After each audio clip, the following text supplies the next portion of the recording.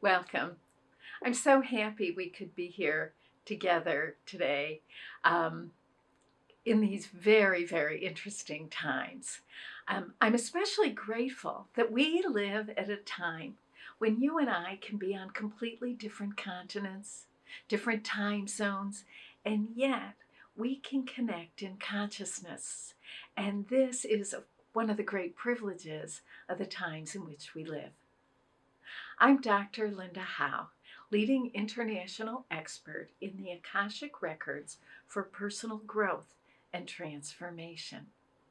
I'm also the author of 3 award-winning and groundbreaking books about the Akashic Records. The first, How to Read the Akashic Records, is all about the method and the record itself. My second book, Healing Through the Akashic Records. It's all about personal transformation using the Akashic Record.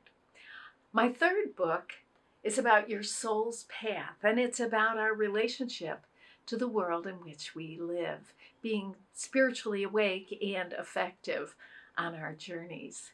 And my fourth book, which will be released any minute now, is Inspired Manifesting Through the Akashic Records to elevate your energy and ignite your dreams. So just watch for it. It's coming soon. I know that all of us spiritual seekers have a very deep desire to be part of the solution in the world, to be effective and conscious as we move along in these times of dramatic change.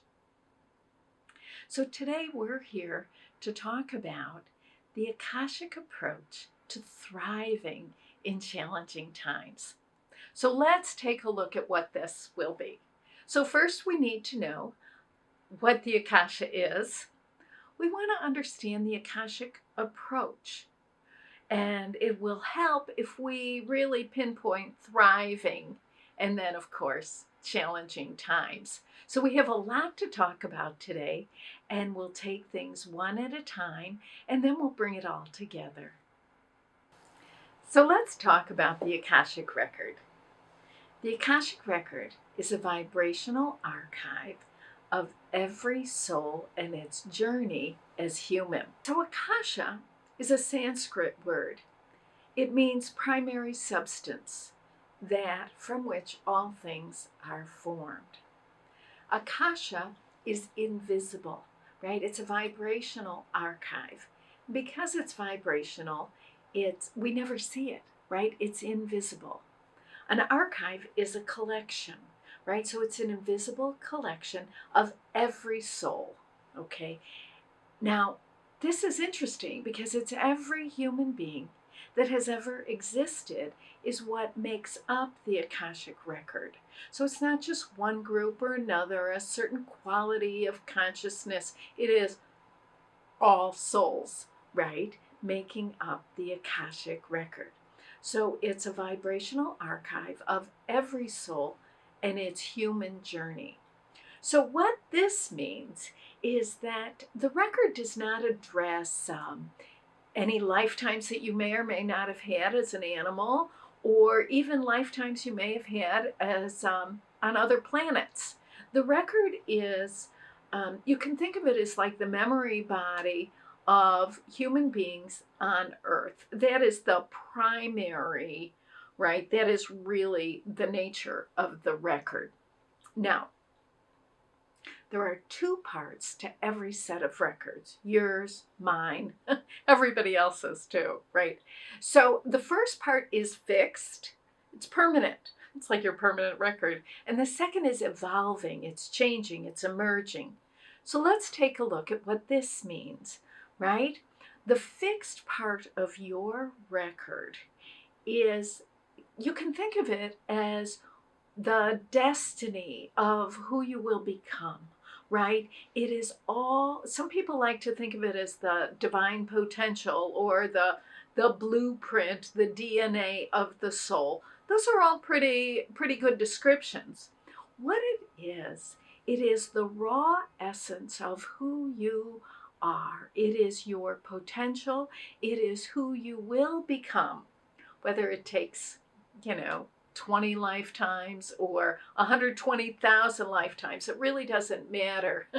We're infinite beings. We have nothing but time. So, but it is the real essence. It's your essence identity. It is your ultimate potential. That's permanent. It is not changing. And by the way, it's good, right? It's not that you're a rat. It's really magnificent. So that's the first part. That travels with you throughout all your lifetimes. Now, what goes along with that is the part of your record that is evolving or emerging. This is so interesting because it is the collection of the stories of the lifetimes you live through which you become aware of your ultimate potential and begin to live that, right? You can think of this as the chronicles of you. That's how I like to think of it. So it's interesting when people say the record is fixed. Well, that's true. Other people say the record is always changing. That's also true. But these are two parts. They come with each individual human, and everybody has them.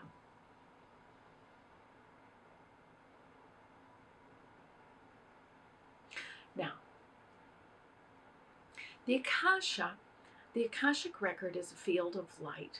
It is a dimension of consciousness. It is a realm of awareness. Okay? So it is a space within which we can more easily recognize ultimate truths, some of the wisdom that we have been accumulating over our many, many, many lifetimes. It is a soul level dimension of consciousness. That should give you a little bit more understanding of it. I actually like to think of the record as the energetic connective tissue from the individual soul to the source. So we're always connected to the source, right? The soul is always connected to the source, and the record is the energy body that keeps the two linked. I think it's helpful to understand what the record is not. Okay? So the Akashic Record is not a deity.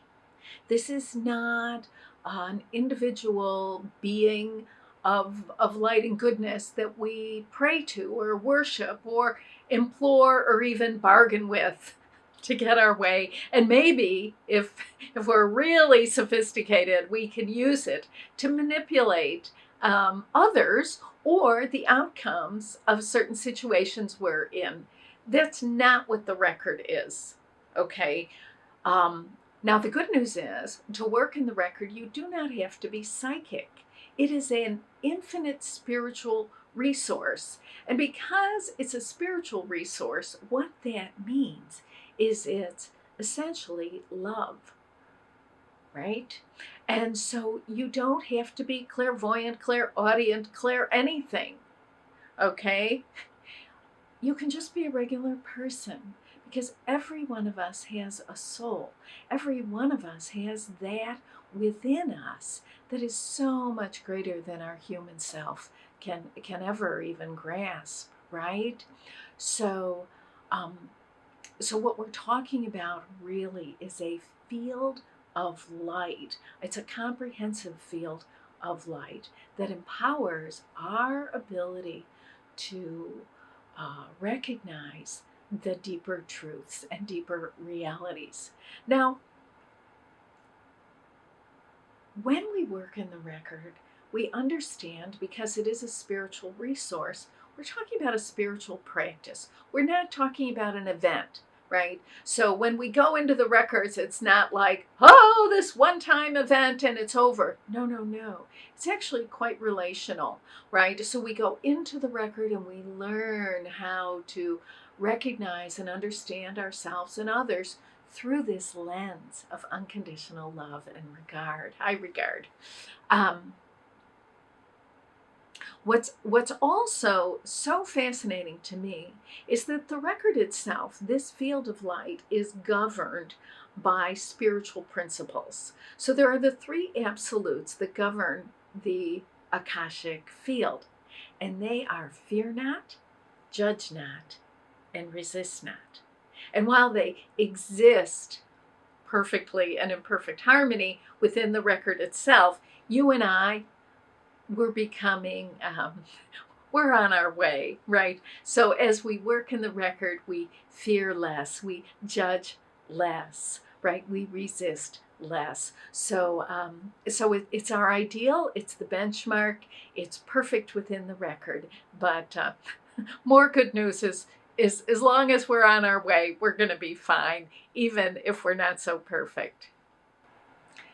Next, we consider the Akashic Approach, what it is, how it helps us. What we're basically talking about is the perspective that's available to us in our records as we survey ourselves and our lives, the challenges and the opportunities.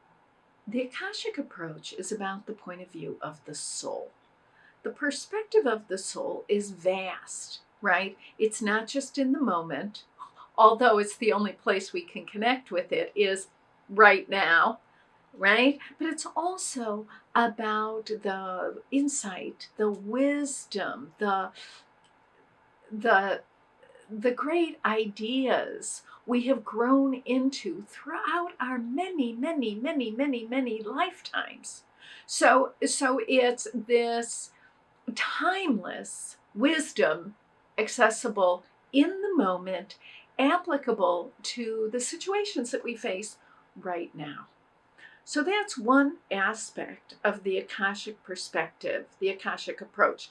The other is that it's about unconditional love. Now, unconditional it's a pretty big word, as you know, right? Because it means no matter what. And within the Akashic light, we can recognize our positive motives, our most generous ideas, right? Our good intentions, even when we fall short. But that's really the unconditional approach looks for and recognizes, right? Seeks and finds both the positive value of every choice, every decision we've ever made, including right now in these incredibly challenging times. So the Akashic Approach is about recognizing and then consciously moving into alignment and harmony with the best possible version of ourselves, the greatest truths about ourselves, right? That we are infinite, eternal, immortal, loving beings. And at the same time, we are finite, we are flawed, we are imperfect. It is the first spiritual paradox that we encounter on the journey, right? Now, so we have some idea of the Akashic Approach, but I want to mention for a moment this idea of karma as understood through the Akashic Record. Now, karma, as we all know, is cause and effect. Very simple, right? It's simple, powerful. If we do X, we will get Y. If we don't do X, we won't get Y, or whatever, right? We understand the equation of karma. Now, there's something called stuck karma, right? Stuck karma is when we find ourselves repeating patterns of behavior that are really causing us trouble, right? For no apparent reason. We're also talking about relationships, right? Sometimes we keep repeating situations with people in our lives that we wonder, what in the name of the world is this all about? So this can be stuck karma. So what causes the pattern of cause and effect to get stuck, right? From an Akashic perspective, we recognize that negative judgments, criticism, opinions, concerns, right? Our negativity causes these patterns to get stuck. Okay? Whether the judgment is about ourselves, about the other people involved, or about the situation in general. Any negative interpretation we have about it will cause the situation to get stuck, keep repeating and repeating and repeating until we make peace with the situation as it is, ourselves as we are, and the other people involved. From an Akashic perspective, acceptance facilitates release. Okay, now acceptance does not mean approval. Doesn't mean we have to like it. We just have to acknowledge that this is the way it is right now. And I bring this to our attention because it's so important in times like these to recognize what will either keep us bogged down or what's going to empower us to move forward. Now, at this time, we turn our attention to the word thriving. What does that mean, to thrive? What it really is about is blossoming and flourishing, right? It's like coming into our best. And it's what everybody wants, right? We all want to be thriving because as human beings, we all understand what it is to limp along in very tough situations and circumstances with limitations, to feel bad. We have done that. We've done it for centuries. But now is the time to really thrive. So we're really talking about how do we navigate these times of great uncertainty and how do we thrive? How do we personally flourish? Okay? And that's very possible working in the record when we see ourselves and others and our life situations through the lens of unconditional love, respect, high regard. So there are tremendous changes in the world, as you know, right? And we all know a few things about these changes. First of all, they're global.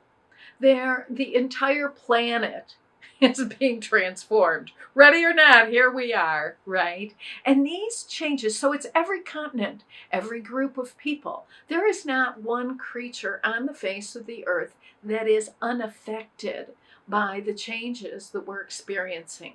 And these changes are in every area. We have them in the area of climate, governments, religions, politics, economies, and health. Okay, by the way, health. There is change everywhere in every area of life. The old systems are collapsing, they're falling away, and the new ones are emerging.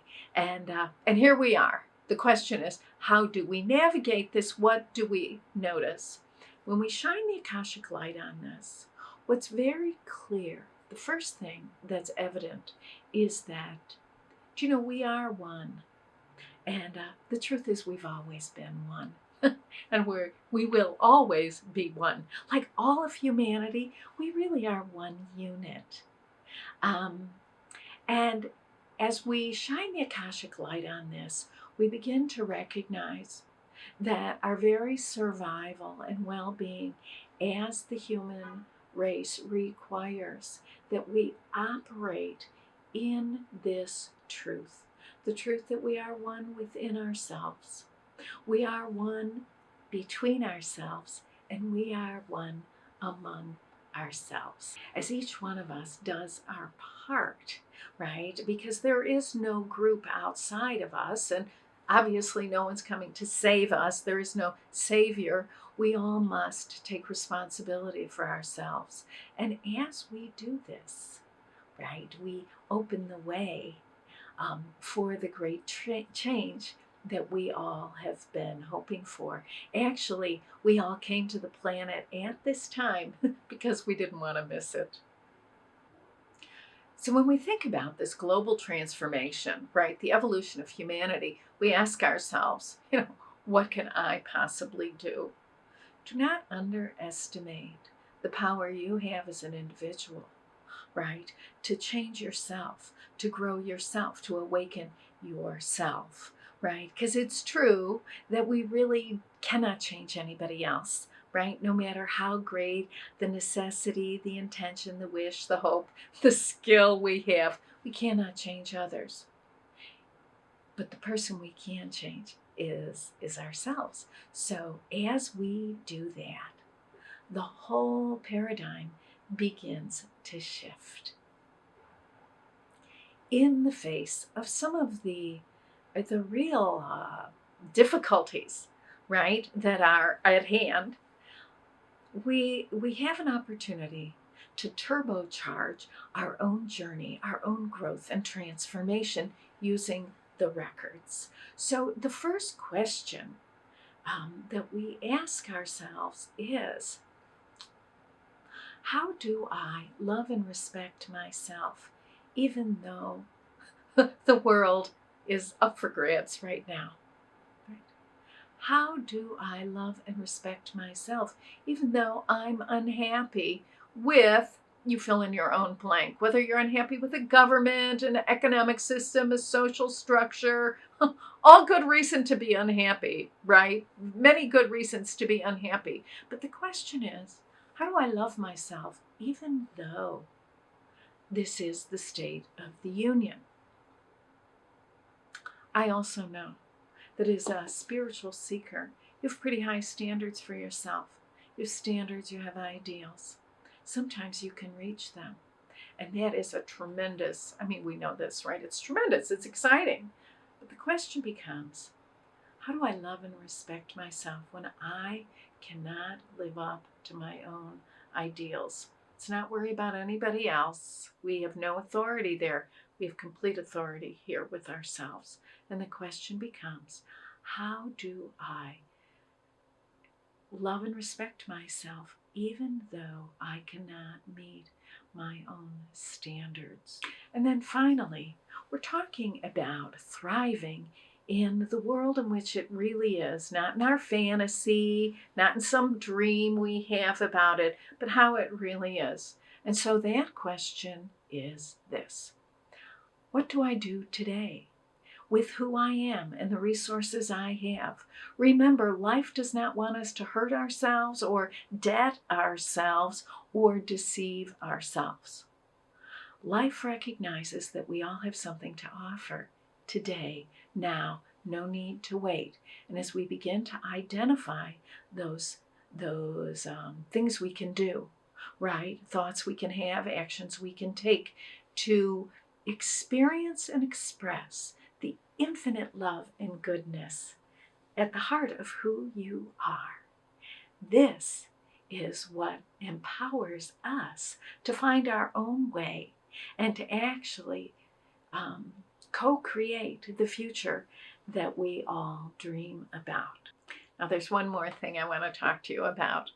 We have really addressed this business of the Akashic approach to thriving in challenging times.